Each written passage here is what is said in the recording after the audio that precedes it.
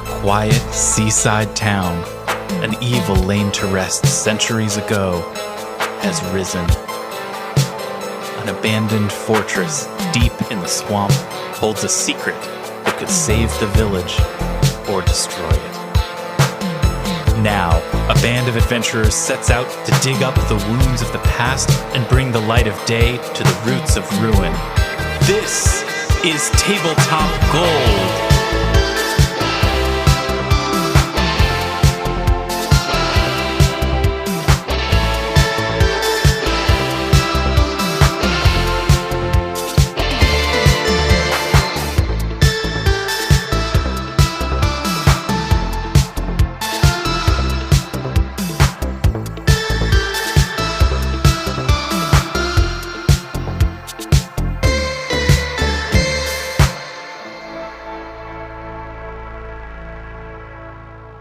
Hello, friends, and welcome to Tabletop Gold, episode 108. My name is Lars Casteen. I'll be your golden tyrant this evening, and we are joined, as always, that's the royal we. I shifted into the first person. It was me, plural, two of me.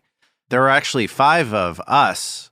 Oh, wow. Good stuff here. Robin Lange, hello. Good at that time. Armat Humphreys. Good that time. Zoe Chernicoff. Good this time. And David the Tin Man Chernicoff. Good these times. Okay, friends, we're gonna get into our game rules soon. We've got I feel like the momentum is up there. Things are gonna happen. I'm very excited to see what happens. But first, we're gonna have a conversation that I'm both excited and nervous to have. There have been a number of news stories about UFOs lately. People are talking about them. I've heard people say now there's proof of aliens and everyone's like, the aliens are real. I haven't read any of this stuff. I don't know anything about it, but there are some people on this call who maybe can help educate you, the listener, and me, the listenee. So, David, you have read these articles. Armat, you have read these articles. What is happening with these UFOs? What's happening with these aliens? What don't I know? What's the deal? What's the story? Within the last couple of years, the U.S. government has begun disclosing official reports and things about, they call them unidentified aerial phenomena, UAPs. Okay.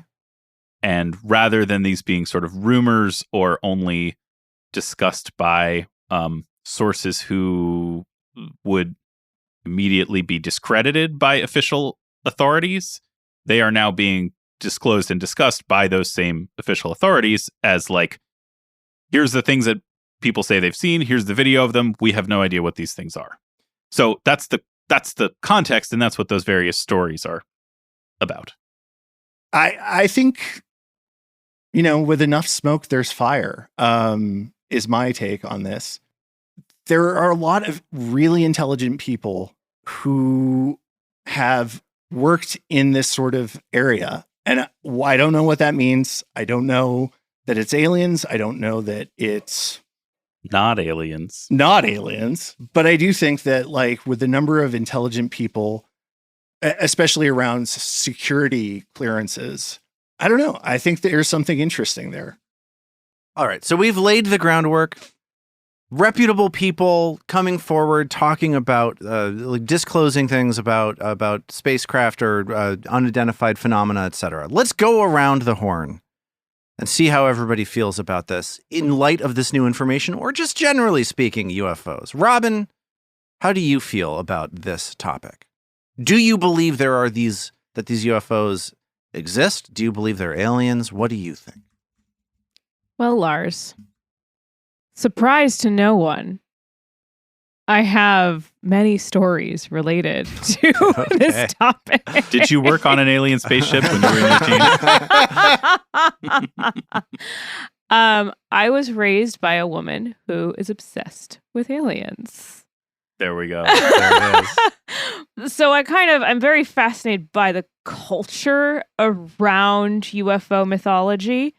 There is every year in California, which I'd love to go to one year, this massive convention about alien aficionados. So as an archaeologist as well, there is so much around our kiosk. I'm on like the Aliens! razor's edge. I don't know where Robin's coming down on this. I'm raising like my that hand with Twister like the game. perfect As a ancient circus aliens performer. Yeah. mind like pose. If only my hair was standing up straight. Aliens. A lot of ancient human achievements have been Yeah. attributed to aliens. Yes. Yeah, but by like weirdos and racist though. Yes, Yeah. that's actually exactly what it is, because it's generally not white culture that is said to. Right. There's no way these people could have achieved this stuff. They're It like- must have been aliens. They're like, there's probably a space wizard that built the pyramids, right? It was probably like a space wizard. Exactly, and it's always white guys who say this about other cultures. So I have a lot of.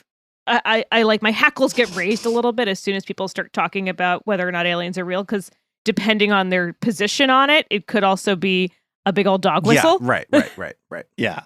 So where? Where do I fall on it? Yes. I think I fall in the classic Jodie Foster Contact line of it would be a huge waste of space if there weren't, in the far reaches of the universe, other intelligent life forms. Right. So it's possible. All right. Is it proved? No. David, it sounds like we got one vote for no, for maybe aliens. David, you're saying could be aliens. Yeah. Okay. Maybe we should Armet, vote where do you via come down on this? Mulder or Scully? Oh, yeah. Let's Right. go. Mulder or Scully. Let's go Mulder, Scully. All right, so, Robin, you sound sort of Scully-ish to me.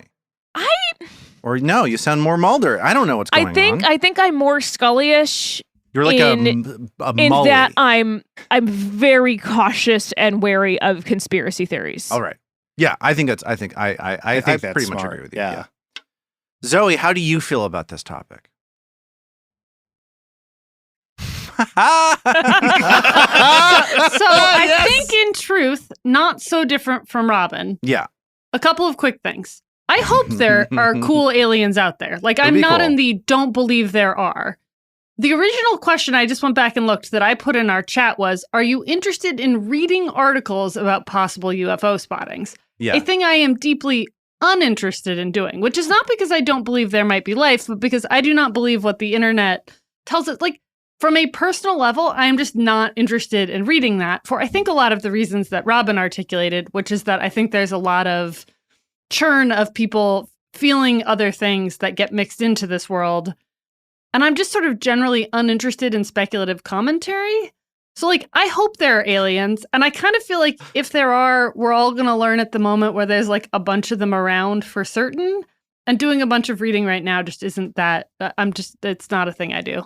Well, and so that was what the contours of the conversation we had about this. That was where Right. when David and I I often was at the end reading of the this- day have a conversation about, like, did you see this on your internet? Oh no, Yeah. my internet gave me this story. And he was like, Right. did you see the thing about the UFOs? And I was like, I would never look at that, even Actually, if it came into my internet. it I wasn't wouldn't even read that. quite it wasn't even quite like that. I didn't even say, did you see the thing about the UFOs? I was like, man, all this stuff about UFOs. Because I just assumed, given its ubiquity on my internet, that Right. it was on everybody's internet. And instead, it was not even on Zoe's internet at all. I mean, it might have been, but I would not have, like, if I would have just gone right And- past it. Yeah. And so that led us to Zoe's relative lack of interest, and I would maybe this is too much, babe, but like I think distaste for Oh yeah. Like this kind of speculative yes. media. Yeah. I'm the reshaping of this to Zoe. Am I interested in reading about this? I have many hours of my life devoted to listening to podcasts about these UFO conventions and things like that. So yes, I do read these things. All right, But from like interesting. the other, Yeah. but from the other angle. It's like not because I'm buying into it, but because I always like to kind of know what are the things that other people are buying into. Like Sure. the same reason I That's read interesting, QAnon yeah. stuff sometimes. More like what are these anthropological- people, Yeah. like Right. what is it about this that's grabbing people? Yeah, I come down basically where Zoe is. I don't have faith in a lot, and this is maybe going to make people mad. A thing that I have Let's faith do in it. is that life is boring and is going to be boring forever. And I don't think there's anything interesting happening with anything. I think that like people are building weapons and stuff like that and shooting them at each other, and maybe we'll all get blown up by one of those weapons at some point. But like, I just fundamentally don't believe that we live in a world where anything interesting is ever going to happen. So like, I just don't think aliens are real. Sorry. Interesting. That is the most beautifully misanthropic analysis of this ever. That was very Daria. Yeah. I don't know. I feel like the last couple of years have been pretty spicy in terms of outlier events. Oh, too fucking spicy. Yeah, but that Anyone just, with me on that? I but need some I'm milk but toast, for that please. I'm just like, well, the pendulum is going to swing all the way back, baby. I see. Like, So the gambler's fallacy as applied to the overall Trajectory of the human That's race. yeah. Give me something milk toast. Give me some blancmange. I don't need all this anymore. I just think that if we were visited by aliens, shit would be wild. Like, things would be nuts.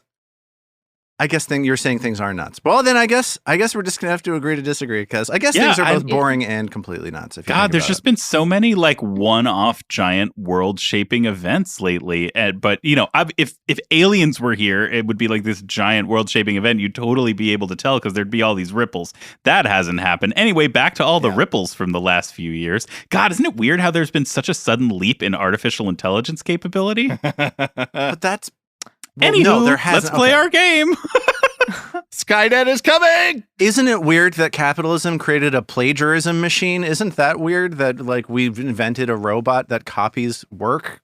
This is what I would say for the artificial intelligence thing. I get, and that's closer to my opinion as well. Everything's going to be fine. Everything's Or gonna it's be not. fine, or not. Or not. You know where Which things will be aren't going to be fine. fine? In our dungeon. Yeah. Dun, dun, dun. Friends, let's move on. I want to thank everybody who left reviews for us. We got a really quick review. These are reviews that people are leaving on Apple Podcasts, on Podcast Addict, on all of these different venues where people review shows. Every time you do that, it makes it more likely that more people are going to find our show. It's the number one thing you can do to support us right now, and I appreciate you. We all appreciate you doing it. This review from John Don 720 is short and sweet. Are you ready? Subject line: this show is the ye to my ha. Body text: give this show a shot. Pew pew. All right. That gives me Nailed it. joy. Howdy, I love partner. that. Thank you so much. Thank you so much, John Don 720, for that. Yes. And legitimately thank you because I enjoyed it, and also legitimately thank you because it helps us. And thank you. Let's play our game. As you've explored the 6th level of the Dungeons Below Gauntlet, you've met many affected by the so-called processes being carried out by the worm-like Sugathi that use this area to obsessively reshape and twist the bodies of any creatures they can get their tentacles on. You've encountered Morlocks eagerly awaiting participation in these strange flesh-warping experiments. You've chatted with a Drider who went through the process herself, and you've even fought a flesh-warped elf known as an Chernicoff. But after a difficult combat with one of the Sugathi fleshwarpers, you return to Otari to rest and load up on supplies that could help you in the coming raid on their laboratories. With a variety of alchemical bombs, magical scrolls, and new weaponry in your packs, you're now returning to the dungeon, ready to annihilate the unsettling creatures carrying out the process. So, where are we starting from? We left off, it's the morning of Serenith the 16th, and everyone is heading off towards the dungeon. We're gonna, I think, just jump straight into it. Where are we starting our exploration from today? I actually just want to point out that it's June 15th today, so we're actually the day before Serenith the 16th. Yeah, we're Right? coinciding. We're reaching the event horizon. That's beautiful. So I think this goes to Zoe Ao then. Do we want to go right back to that room where we overcame that Sugathi? Is that where Ao would lead everyone? Yes, I think Ao's working opinion is that one of the doors or entryways off of that circular room we were in is where Jafaki most likely is. Then let me ask you another question. Are you going down to the 6th floor via the Warped Brew Tavern? going down that clutter-filled staircase, or are you going down to the 6th floor via that circular staircase that leads directly to that spot that you're talking about now? I don't think we know. We could probably try to figure it out, right? But we haven't found the top of that staircase, or we don't know how to connect it. I think you definitely know how to connect it. At the top of that circular staircase is the chamber that was the first chamber you found on the 5th floor. That was after you dissipated the wall of ghosts, you walked down this long staircase and you had an encounter with a gibbering mouther and a Grothlut. That's this circular staircase that connects the 5th floor, the 6th floor, the 7th floor, at least, because you know the stairs go down from the 6th floor. Maybe more, but there is a corkscrew staircase at least connecting 3 floors. So if you want to just go straight down there, you can, or if you want to go through the Warped Brew Tavern, you can. I was just asking the question because you've gone the Warped Brew Tavern each way, and I was just wondering what you thought. I don't think there's any reason to go through the Warped Brew Tavern. I don't think Ao would be interested in chatting with them again, but if someone else has a reason they think we might go through there, I'm happy to do it, but I would say direct I think it's elegant and direct, and if Ao's on a mission, it's whatever the most direct way is. Counterpoint. I could put you all in the bag of holding and carry you through the bar. Go on. Let's start rolling.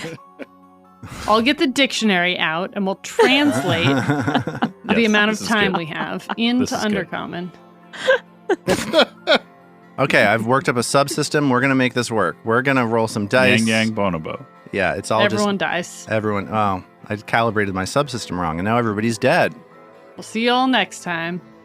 So you work your way down this wide cylindrical chamber on this stairway that works around the perimeter of the room, and you're now standing on that metal platform where you fought the Grothlut and you fought the Sugathi.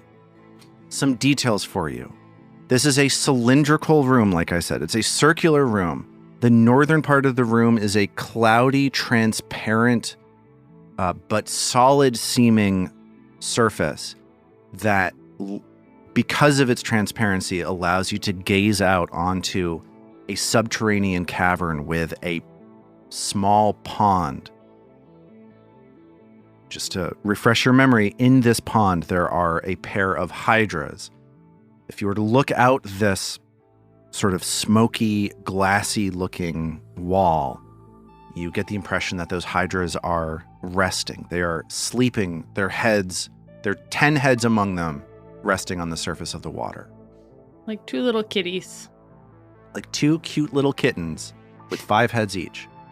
There's also a door leading off to the east, in addition to the stairway leading back up from whence you came, and then another stairway leading down deeper into the darkness.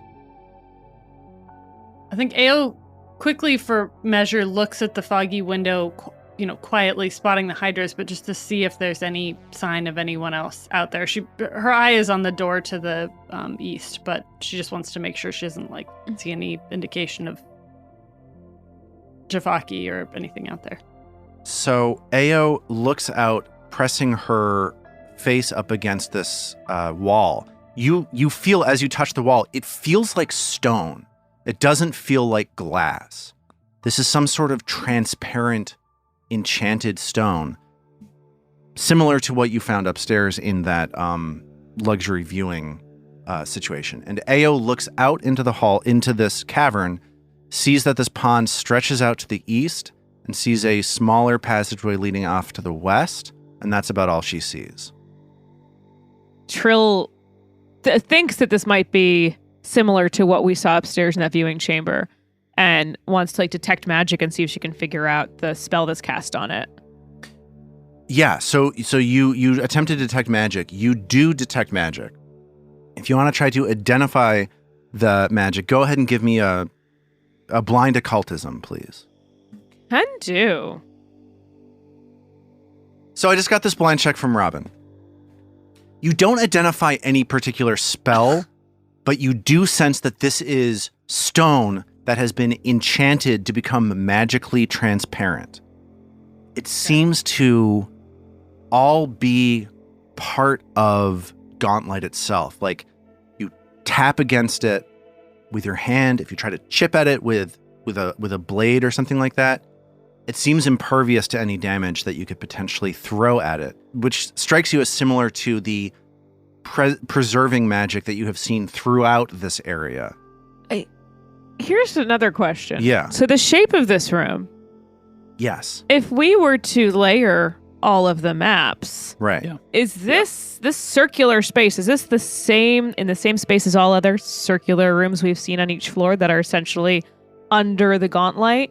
That's what I take it to be, is that this is all like a common cylinder. It like pokes up above ground. The only thing that makes me wonder about that is that it doesn't have the blue beam of light going through the But center, that, which a lot remember, of them stopped. did. We got rid of the blue beam of light first off.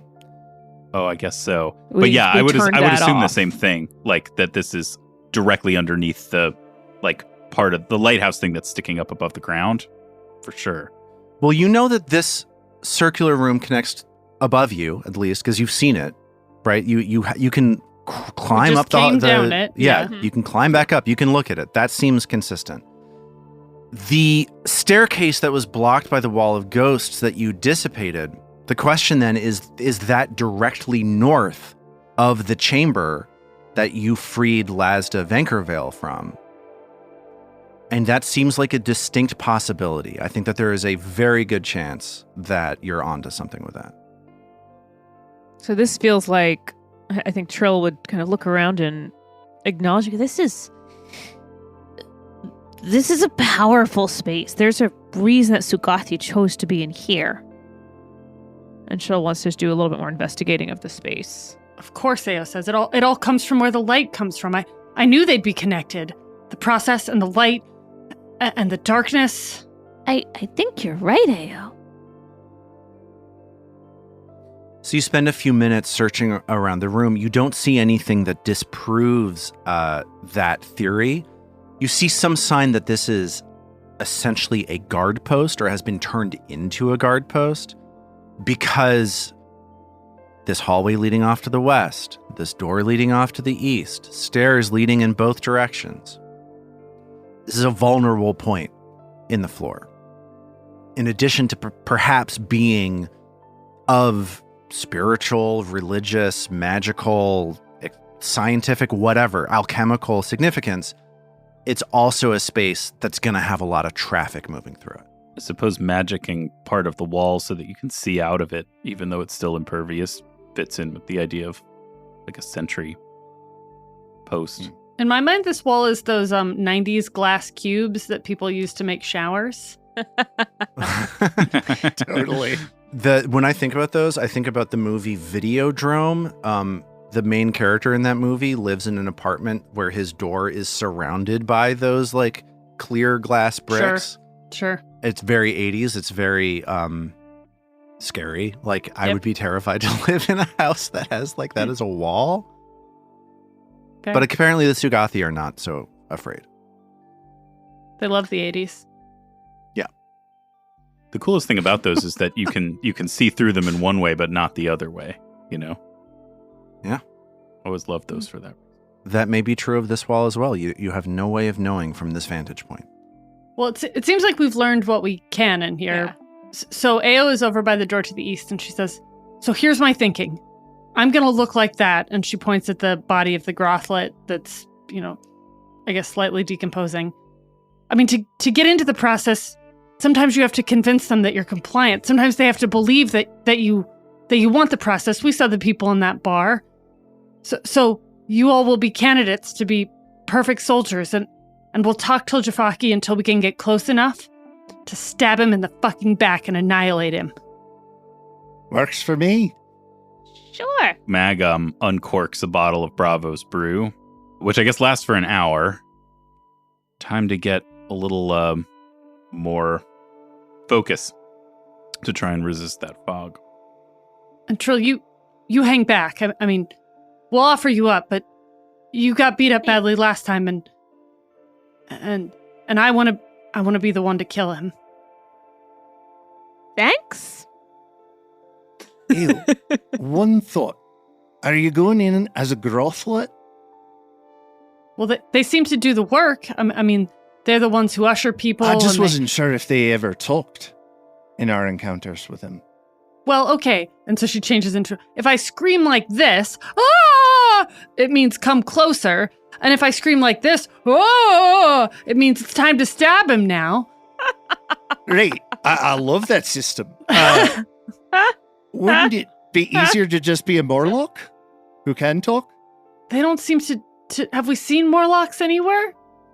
In the Warp Brew Tavern. But they were. Remember you were a Morlock for a while? And I you know, talked but to they seem people? to be like you all, where they're the ones who want to go get the process done to them, not the ones who are helping do the process. Right. I guess I assumed you'd be one of the petitioners, as it were, to... I love this plan. I think we ought to do it. What could go wrong? She has a really intense look and no room for anyone to actually offer any of a number of very likely answers to that question. Istin grabs his staff and is like, I'm here for it. Trill gets her loot ready. And Mag is going to draw the glaive rather than the maul because we know that there's some resistance. That Bludgeoning damage. I'm so excited to see that glaive in action, David. Yeah, let's see. I'm excited to see it too. The glaive has reach also, so you can hit somebody from 10 feet away if that's something that's interesting. Which, why would it be? Sounds very interesting. Zoe, so Ao is using the hat of disguise to do illusory disguise on herself. What is she disguising herself as? Just so I'm clear. Grothlut. Okay. Do I take Chompers in or the kukri in my hand? Guys, it's a tricky decision. I think knowing he can levitate, she's gone Chompers for now, and then she can pull out the kukri if she needs to. Okay, so Ao is now a Grothlut, in theory. Roar! She says, meaning I'm now a Grothlut. Wow, she speaks. Okay. Are we attacking now? Running away? Lars, are Grothluts capable of speech? Like when she's not trying to be a Grothlut, could she speak to the party if she's like doesn't want to blow her cover? I'd say that you can talk to the party, but if somebody who you're trying to trick sees a Grothlut Right. She wouldn't want to do that in front of I think that would others, blow yes. it immediately. Okay. Remember, they can levitate and they can get in your mind. Don't let them get in your mind. So you wrap your disguised hand around the handle of the door and push the door open. And you find yourself looking into a hallway that recedes for about 20 feet, 15 feet, and then ends in a T. There's a hall leading off to the left and leading off to the right. You walk to the intersection of that T, you see that there are two more doors, one leading north and one leading south. Well, it seems to me like the north one may loop back to our friends, the Hydras, so I'm voting south. Same. Think we're all following Ao. Yep. She tries to see if she can smell the Sugathi. You attempt to smell the Sugathi and you do not smell anything. And of course, as we go through a hallway, still Trill is always looking for Secret doors. Sure. Trill, continuing to search as you push open the door leading to the south. You step forward into a chamber that has sharply angled alcoves on either side of the room, on the west side of the room and on the east side of the room. There are stone carvings here that seem to be very badly defaced. And in each of those alcoves, there's one plinth. There's an angled plinth in each of those alcoves facing towards the center of the room. On the southern side of this room, the opposite side from where you've just entered, you see that there's an outline of a door, but no handle or latch. Mag wants to take a look at all three of these things, but in particular the two plinths, with an eye toward, is there anything mechanical, trap-like? I mean, I'm specifically wondering if her crafting knowledge could help here. Sure. Yeah, Ao you checks for traps too. Okay, so Ao and Trill are both searching around looking for traps as Mag approaches that plinth. Which of these plinths is Mag looking at first?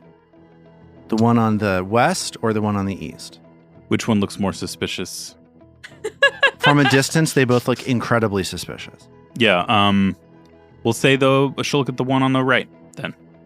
You see that the plinth has 4 holes clustered together within a metal plate. Okay, let's have a look-see over on the other wall there, but without stepping between them. So, Mag, still careful about potential traps here. You see on the plinth to the east, you see a lock on it with a round keyhole. I think we have a round key somewhere. I think there's one in the bag of holding. Guys, I know because I was just kind of getting in there and You're just organizing it. tidying up a few things. There's something called a round key in there. So yeah, has anybody found any traps or? Yeah, nobody's found any sort of trap. No. Okay, well, Mag will get out the round key and try to fit it into the round lock and see if they round open. Yeah, you feel this round key sink into this metal lock. You turn it, and you hear a grinding noise as the outline of the door becomes a door, and this door grinds open, grinding against the rock. Nice work, Mag. That's why it's important to review your inventory regularly and keep it well sorted. Part of what it does is it helps to familiarize you with the contents. It takes things from your long-term memory and puts them into your working memory, and is more likely to recall them. Relevant circumstances. Ao interjects. Great, we're attacking, Istin says. Oh, no. Was that the runaway one? I'm getting really confused. And Ao whispers to Mag, in case anyone is listening, didn't we have another key if you just organized the bag that might fit over in that other one that had 4 holes? Yes, there's a key like this too. And Mag takes out the 4-pronged key. A 4-pronged key. Yeah, and this is a key that you found among the detritus in that chamber where you fought the 2 ochre jellies. All right, so Mag puts it in and tries to open that up too. And the 4 prongs fit perfectly into those 4 holes. And you hear another loud grinding noise as another door opens on the other side of the door that just opened with that round key. So essentially, you walk over to the plinth with the round hole, insert the round key, 1 door opens. There was another door behind it, which then opens after you use the 4-pronged key. Whoa. This is like the Good work, Mag. nuclear codes. This makes sense. I mean, Jafaki would be protected in this room to keep the process quiet. This has to be it. Mag nods and falls back in line behind Ao. So Ao sludges her way down that hallway and enters into a new chamber. This chamber seems to be some sort of an observation gallery. It's a walkway bounded by more of that transparent, magically enchanted stone. The walkway rests about 5 feet above another room. So it's sort of like a viewing area looking out onto a large chamber, protected by this see-through stone. The chamber that this viewing gallery looks onto, blood-stained. There's blood on the floor. There are drains spotting the area around. One corner of the room has a drain. The room recedes into the darkness. It's sort of like we're looking down on something 5 feet below that seems to be bloody, Like and an like maybe operating people were theater? tortured or had the process done to them there. like an operating theater, maybe like the fantasy equivalent of like the one-way mirror that in an interrogation room. In an interrogation room, or like a focus group or something like that. That makes sense. As Ao enters the room, she sees a Sugathi standing in a large, round part of this observation chamber. And the Sugathi is watching through this transparent stone, is watching a green, eyeless, reptilian creature with a white underbelly. Oh. This creature's around 8 feet tall, standing bipedal on powerful hind legs. And the Sugathi is watching this creature sort of stalk around the room across this blood-stained floor. And its mouth is an open ring of teeth, like a lamprey eel. And as Ao enters the room, it's issuing just a blast of sonic energy out of its mouth at a large crystal, shattering it into 6 or 7 pieces. The Sugathi has been giving its attention to this reptilian creature closely as you enter the room, but now it turns to look at this Grothlut that just came into the room. So, let's make sure we're doing impersonate right.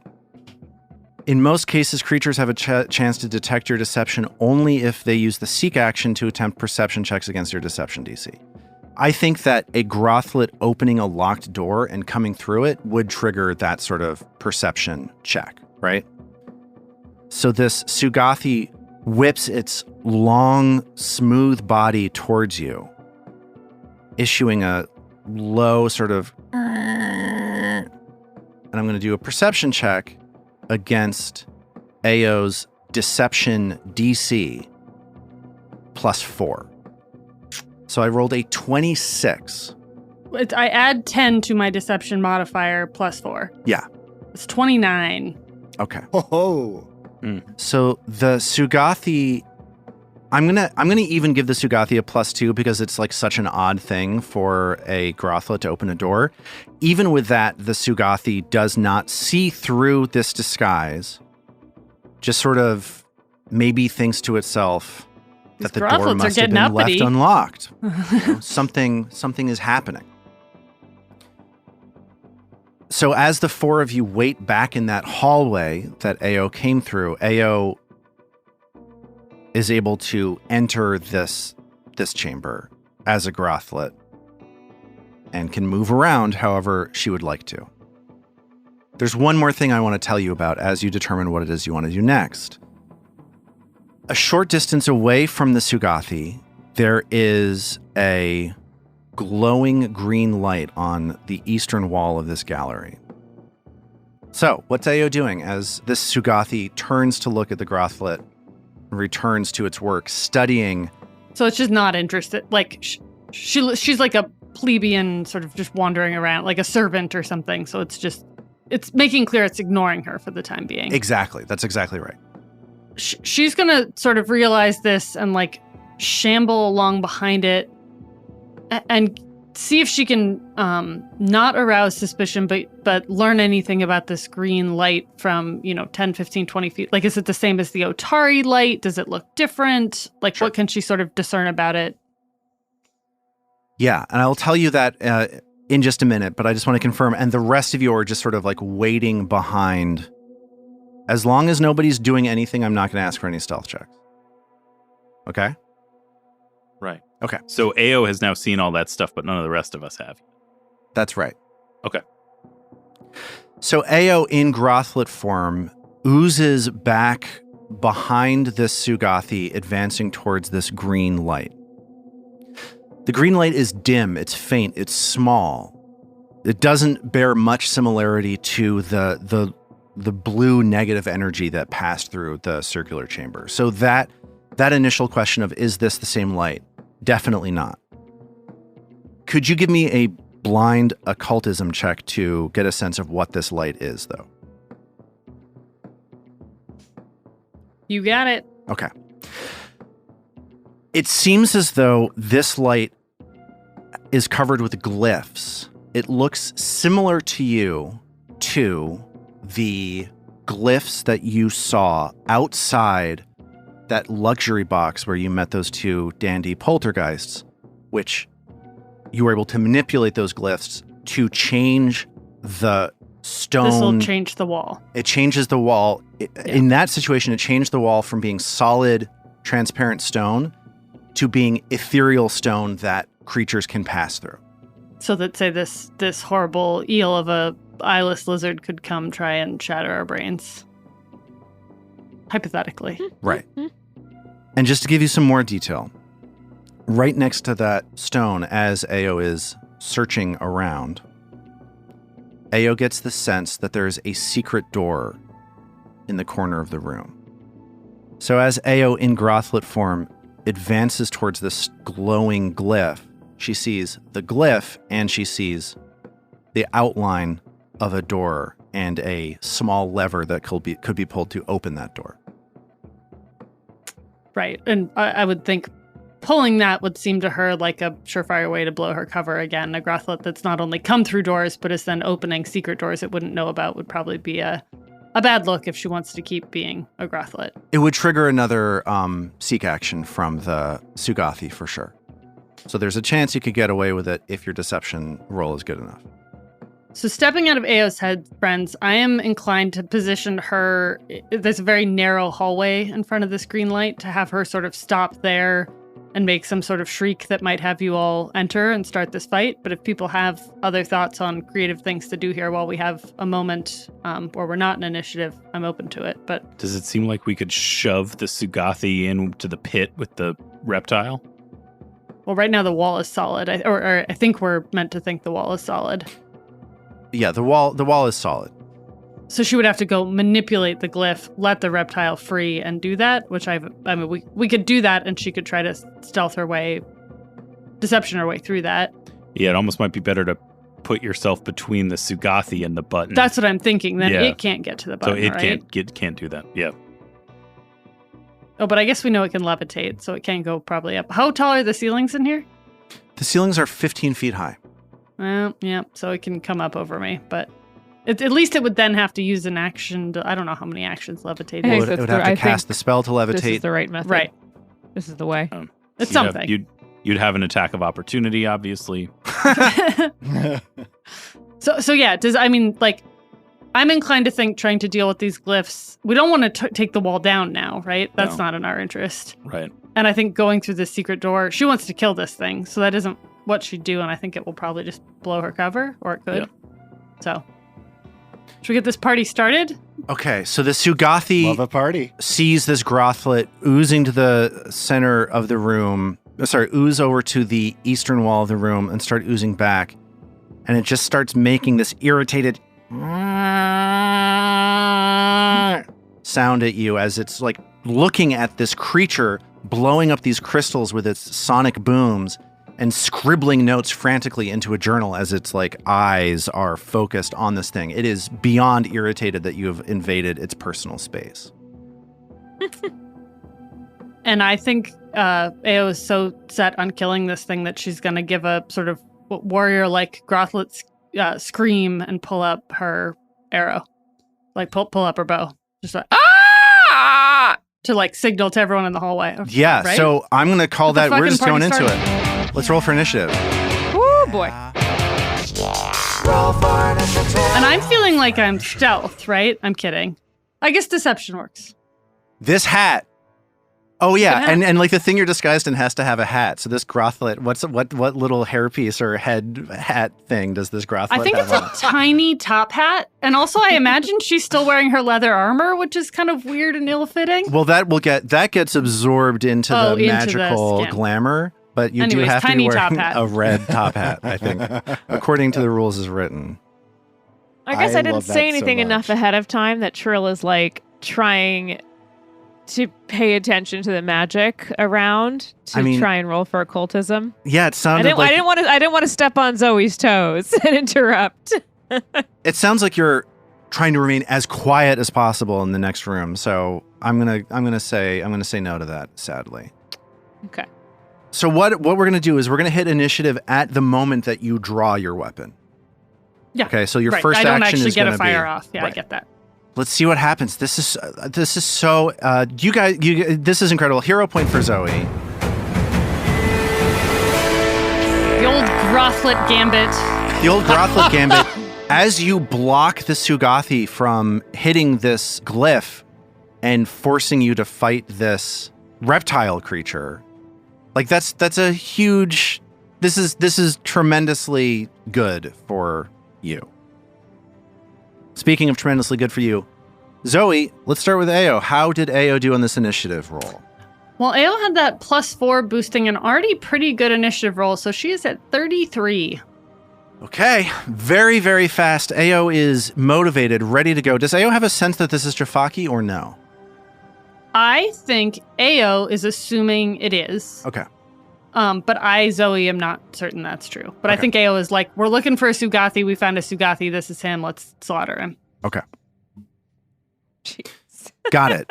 Robin, how did Trill do? Oh, Lars. Yes. Lars. Yes. Lars. Yes.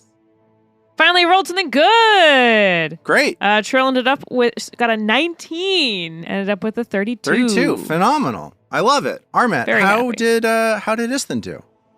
Istin did really well. He got a 17 on the die for a 27. Great. Everybody's speedy. And David, how's Mag? Well, if 3 members of the party had such wonderful initiative rolls, it seems so unlikely that the 4th would have as well. It's an 18 on the die for a 28.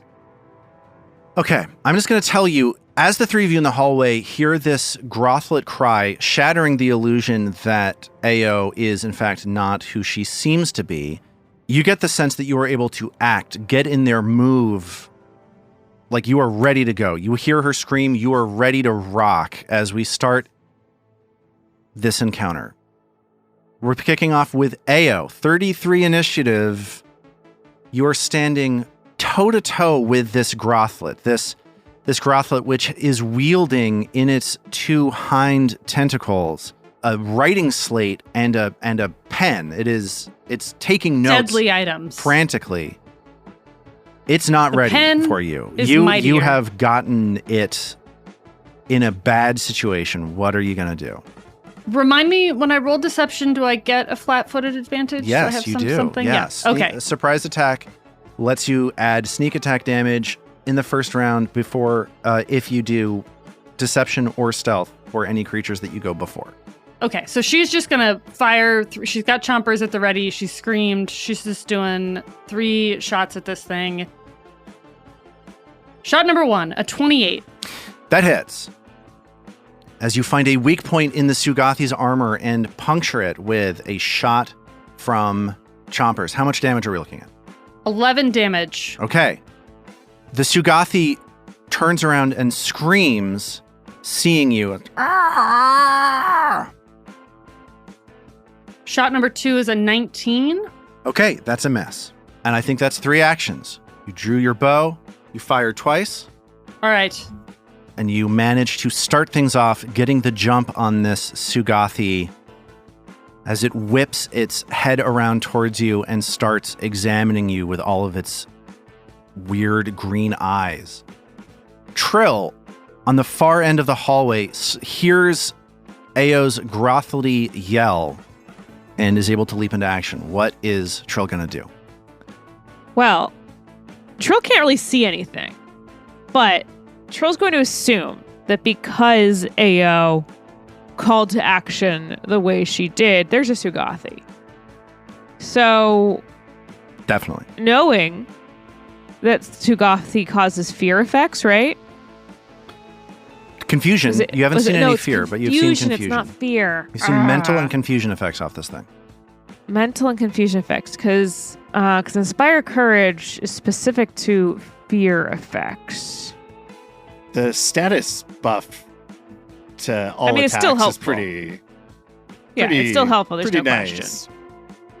So Trill's going to Lingering Comp into Inspire Courage. A classic. Our classic it. starter. An oldie but a goodie. Yeah. And that is a 35 for a critical success. 20 on the die. So that means you get 4 rounds of Inspire Courage. Beautiful. Thank you, Trill. You're welcome. Thank you, Trill. So that was one action. Correct. And so now that Trill's got a little bit of courage, Yeah. Trill's going to actually flavor run forward Okay. so that Trill can see what's going on a bit more.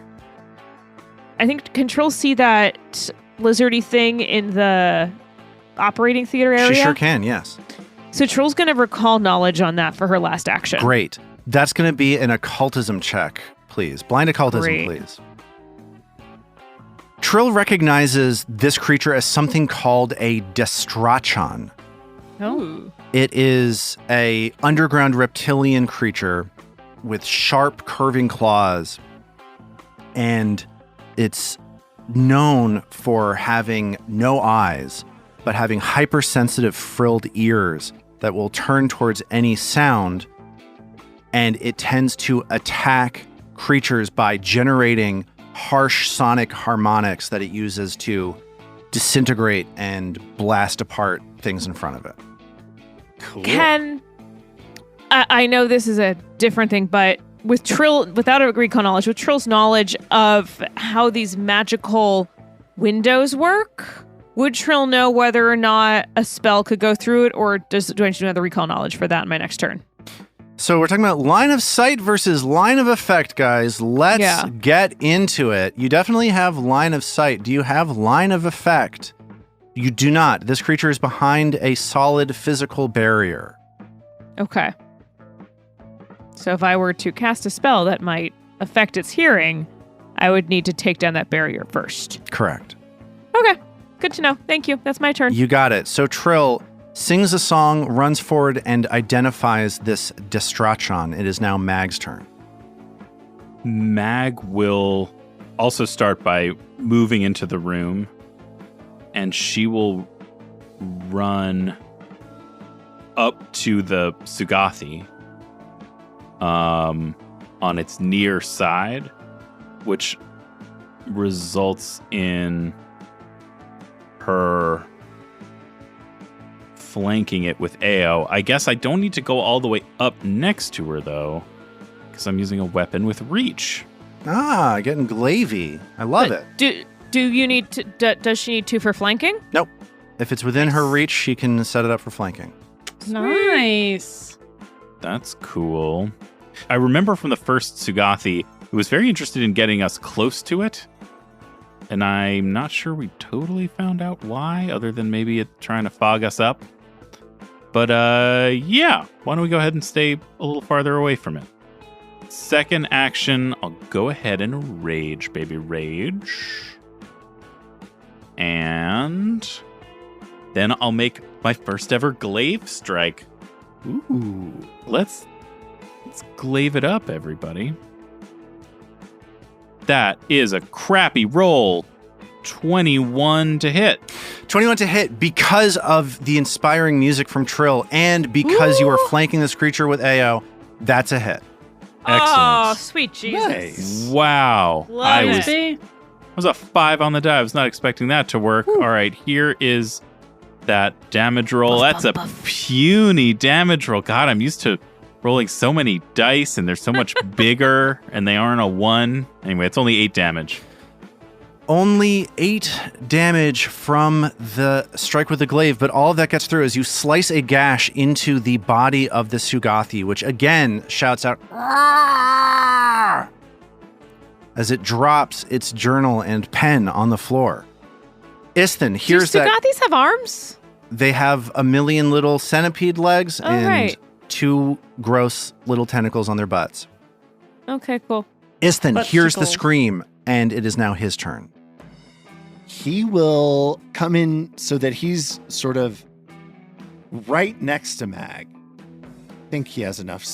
Yeah, his speed is just enough to do that. And then he will, I think, just throw a produce flame at it. All right. 24. So a jet of flame escapes Isthin's hands and hits this Sugathi as it gets lit up Awesome. 12 fire damage, please. All right, all 12 of that goes through as burn marks appear all over the body of this Sugathi. In the other part of the chamber, you see the Destrachon stomping around, continuing to blast at piles of crystals all around, completely unaware of anything happening on the other side of the wall. And the Sugathi starts chanting in Undercommon in your mind, affecting you telepathically as it shouts out, "Intruders! Let's see which one of you is the strongest." And it activates its mind fog aura as you start feeling this Don't let it in! strange cloudiness affect your being. The Sugathi whips around and sees Ao standing right behind it and is going to start casting a spell. And that spell causes it to start levitating up off of the ground. Mag, you have somebody within reach of you casting a spell. Does that trigger anything for you? I assume it doesn't.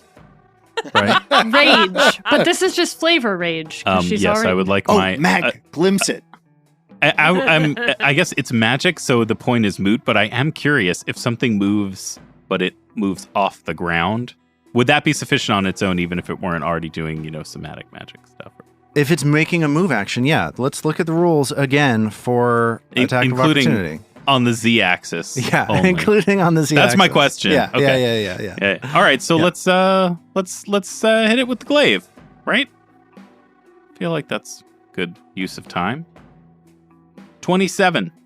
27 hits. And slightly better damage roll this time. It's 12. Okay. So you slice into it as it starts levitating up off the ground. It raises about 5 feet up in the air.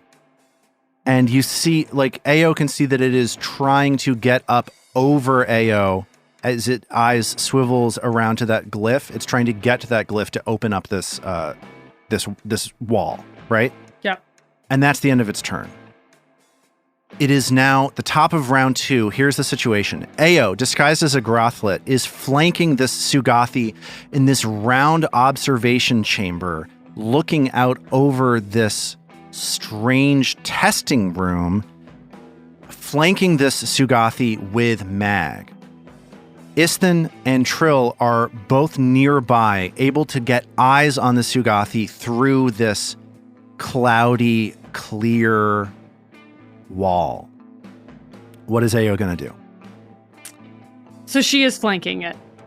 Yeah. Even though it's up 5 feet? You're right. to No, I shoot think I myself in the believe you foot. do not have flanking. If flavor, it's a flavor flank, is what it is. Oh, I could use a real flank. You can still. I understand that. You can still reach it, but I think somebody is going to need to climb a wall if they want to get flanking back, Which would be like getting out a grappling hook, climbing up the wall. or spending an athletics check to try to climb up the wall. Can you fire an arrow if you're hanging onto a wall? You This cannot. feels- An arrow takes 2 Yeah. hands, sadly. Yeah, this feels like a lot. So I think Ao feels like they've done a bunch of damage on this thing, right? Like we've hurt it pretty bad. Will the glaive reach up to it? The glaive will reach it, but you are not. I don't think you're going to get flanking because you are not standing right. No, next to it. I understand, Yeah. but I think her theory at this moment is death by 1,000 cuts. That hopefully everyone can finish this thing off even without flanking if we can all take another piece out of it. So she uses chompers and gets 3 hits off with her turn. Okay. Oh, you know what? I shouldn't have given Mag the flat-footed because you weren't building a flanking should never have happened because you're wielding a bow, not a melee deal, but we'll let bygones be bygones. Even though my hands are weapons, Lars? You could take the 8 Yeah, damage no, back. you're right. Your hands are weapons. I'm into it. You're not holding the bow with 2 hands. You have a free hand. You can strike it. Correct. Thank you, everybody. I hope you've enjoyed this time in the rules cul-de-sac. Woo! We've been having fun over here. All right. First arrow is a 33. Well, let me tell you something. Because of Trill's Inspire Courage, that is a critical hit. Ooh, Yeah. so my blood beak does do something fun. Finally, right? Oh yeah, you can trigger your blood beak that you have attached to to Chompers. I'm gonna trigger that blood beak. Yeah, trigger that blood beak. Trigger that blood beak, babe. So first I roll critical damage. That is 18 damage. Okay. And then what do I do to trigger the blood beak? I say blood beak, Yeah, bloody, you just bloody, blood beak. you shout. Chant a lot. Yep, exactly that. You deal an extra D4 precision damage on your damage roll. Does that get doubled? Oh no, you don't get to use the blood beak. What? You are doing a lot of backtracking here, my Well, friend. then you should learn the rules of your own thing. I don't then. know them. I think I've made that clear. But read them. It says that the trigger is you hit a flat-footed creature with the affixed weapon. This creature's not flat-footed. Oh, we're back to the fucking flat-footed thing. Yeah. So no blood beak, all I'm right. sorry. But No you do hit blood it critically beak. for 18 points of damage. We love that. All right. Arrow the second. Blood beak. Blood beak. That is an 18 to hit. That'll Looks like miss. it's not going to do it. And last arrow is a 14, which is also going to be a miss. Okay. Take it out! Take it out! she So shouts. here's something that happens sometimes when rules get crunchy and weird for me is I start forgetting stuff that I need to remember. At the beginning of your turn, I should have had you make that save against the mind fog. So let's get that save right now, please. A will save. That is a 9 on the die for a 20, which is a failure. But I think she'd use a hero point to redo that. Okay, let's do it. I think she does not want this thing taking over her mind. Oh, that was brutal, friends. It was a 12 that turned into a 2 for a 13, which is also a failure. Okay, so because I forgot to give this to you at the beginning of your turn, you kind of get away with a little bit of something. I'm going to have you be confused for your next turn, though. You got that one critical strike off that you shouldn't have gotten. I didn't get it right. You get the damage through. That's just the way it goes. That's how the cookie crumbles. That's how the cookie crumbles. So, Ao becomes confused after launching a massive strike against the Sugathi, and it is now Trill's turn. At the beginning of Trill's turn, Oh, right. Yeah, before she that. is within 20 feet of the Sugathi, and I need you to make a will save. Am I? Yes. I see. Oh, it's just barely 20 feet. Dang. Okay, so that's a will save. Yes, please. So that's a 24. That's a success. Trill is not confused. Okay. So so electric arc is like that kind of funky one because it goes in all these different directions. Do I need anything other than line of sight for electric arc, Yeah, or you do need I a line have of to effect. move? Yeah, you'll have to move. So So I that need you to have- move. Yeah. Okay. Because there are two walls between you and the Sugathi. You can see it, but the walls are transparent. So Trill then will move. I'm going to do electric arc then. A jolt of electricity arcs across the room. How much damage is coming from that electric arc? So that is 13 damage. Okay, as the Sugathi tries to dodge out of the way with its substantial reflex save, it rolls a 24. So the save was a 22. Okay, so it succeeds and it's going to take half of those 13 points of damage. So 6 points of damage going to the Sugathi. Death by 100 cuts coming true as Ao predicted. Yes.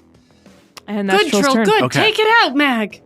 At the beginning of Mag's turn, Mag feels her mind becoming fogged as Mag needs to make this will save. That's an 8 on the roll for a 19. 19 is a failure, meaning that Mag, even with the Bravos brew, becomes confused. She starts seeing Trill, Isthan, and the Sugathi as foes. All of them are within reach of her long glaive. And we'll see which one of those three she starts attacking relentlessly next time. My money's on Iston. Do I have a bite attack?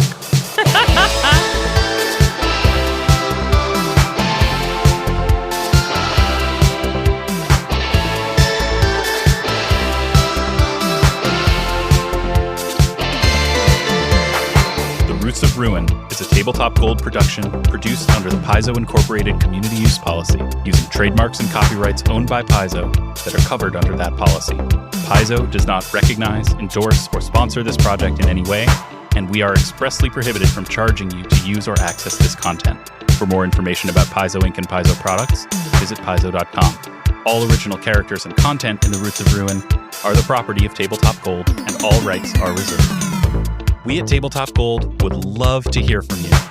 On our website, tabletopgold.com, you can learn more about us and our shows, pick up great merch, and connect to the best online community in all of podcasting. Thanks for listening.